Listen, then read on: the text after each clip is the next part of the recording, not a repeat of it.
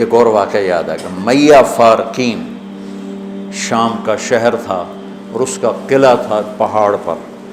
1 سال صحابہ اس کا محاصرہ کر کے پڑے رہے، خالد بن ولید جیسے فتح نہیں ہو سکے. تو خالد بن ولید رضی اللہ تعالیٰ نے اعلان فرمایا کہ سارا لشکر روزے رکھو کہ اللہ اس کو ہمیں فتح کروا دے. پہلے دن روزہ رکھا گیا. خالد بن ولید افطاری کے لیے خیمے میں آئے تو افطاری کوئی نہیں تھی، تو ان کو خیال آیا غلام میرا بیمار ہوگا، انہوں نے پانی پی کے روزہ افطار کر لیا. اگلے دن پھر ان کو خیال آیا، اگلے دن آئے تو پھر افطاری کوئی نہیں، پھر ان کو خیال آیا کہ غلام بیمار ہوگا، پانی پی کے افطاری کر لی. تیسرے دن پھر افطاری کوئی نہیں تو اس کو بلا لیا، کہا بھائی خیریت ہے، آپ بیمار ہیں؟ کہا جی نہیں. کہا میری افطاری نہیں ملتی مجھے. کہا جی میں تو روز رکھتا ہوں. کدھر؟ کہا جی خیمے میں. کہاں چلی جاتی؟ کہا جی مجھے کیا خبر، میں تو رکھ کے چلا جاتا ہوں. کہا اچھا آج پہرا دیں گے. تو جب اس نے لا کے افطاری رکھی اور یہ ایک طرف چھپ کے بیٹھ گئے تو ایک کتا آیا اور خیمے کے پیچھے سے وہ گھسا اور وہ جو روٹی پڑی تھی اس کو منہ میں ڈالا اور بھاگ پڑا. خالد بن ولید فرمانے لگے یہ کچھ اس کے پیچھے راز ہے. انہوں نے کتے کے پیچھے دوڑ لگا دی اور کتا آگے آگے، خالد بن ولید پیچھے پیچھے.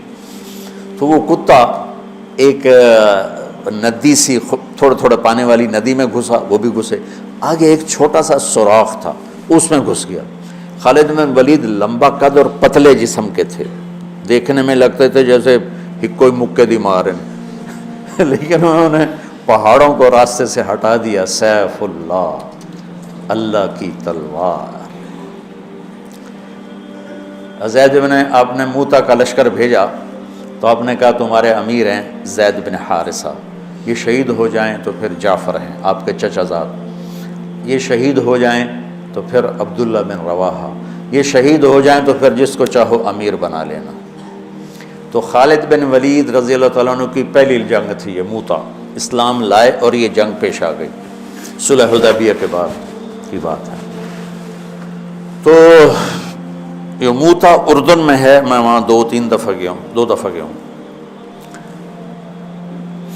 زید بن حارثہ شہید ہو گئے تو جعفر تیار کیوں کہتے ہیں ان کو؟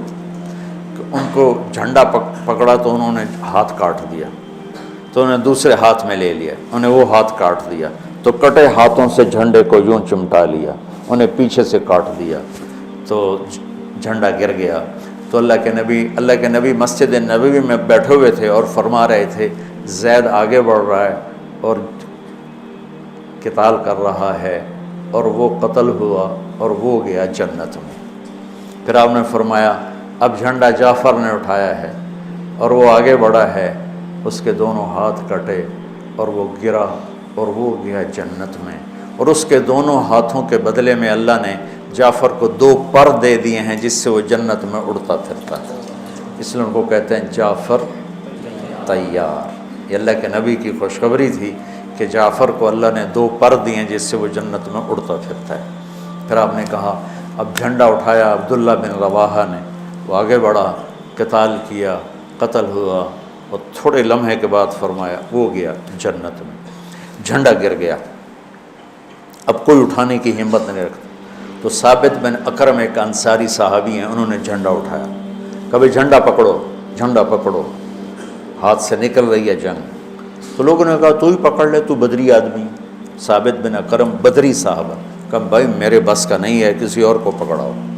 تو افرا تفری میں کس کے منہ سے نکلا خالد کو پکڑاؤ، وہ نہیں پتہ چلا، شور شرابہ تھا. تو کسی نے کہا خالد کو پکڑاؤ، یہ کہنا تھا کہ سب نے کہا خالد کو دو، خالد کو دو. اب اللہ کے نبی خاموشی سے اوپر دیکھ رہے ہیں، ایسے سامنے سناٹا اور ادھر یہ ہو رہا ہے. تو آخر سب نے کہا خالد تو جھنڈا اٹھا. وہ کہنے لگے میں تو نیا مسلمان ہوں اور میری پہلی جنگ ہے، بابا کسی پرانے آدمی کو دو. تو سب کہیں تو ہی لے، تو ہی لے، تو ہی لے.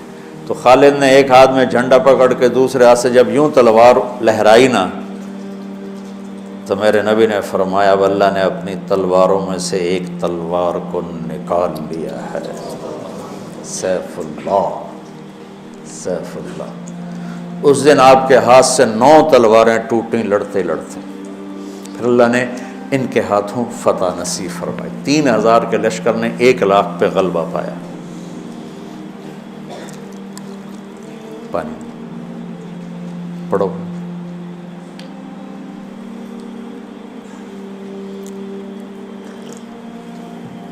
تو وہ اس سوراخ میں گھس گئے تھے، پتلے تو چلتے رہے سے رینگتے وہ سوراخ قلعے کے اندر جا کے کھلا۔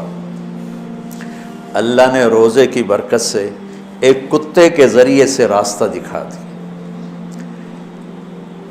تو حضرت خالد بن ولید نے کہا بھائی 100 آدمی تیار ہو جاؤ، پتلے پتلے، آج رات فتح ہے انشاءاللہ۔ تو ان کو لے کے گھسے، صرف 88 اندر جا سکے، 12 ذرا تھوڑے سے ہیوی تھے وہ نہیں گھس سکے، تو 88 آدمیوں کو لے کر وہ اس سوراخ میں سے رینگتے ہوئے قلعے میں داخل ہوئے اور جا کے حملہ کیا، اور اللہ نے دروازہ کھول دیا، اللہ نے فتح نصیب فرمائی۔ تو روزہ اور نماز دنیا اور آخرت کے کام بنانے کا وسیلہ اور ذریعہ ہے، اگر ہم اس کو یقین کے ساتھ کریں۔ جب مشکل پیش آئے اپنا ظاہری سبب بھی اختیار کرو اور نماز بھی پڑھو۔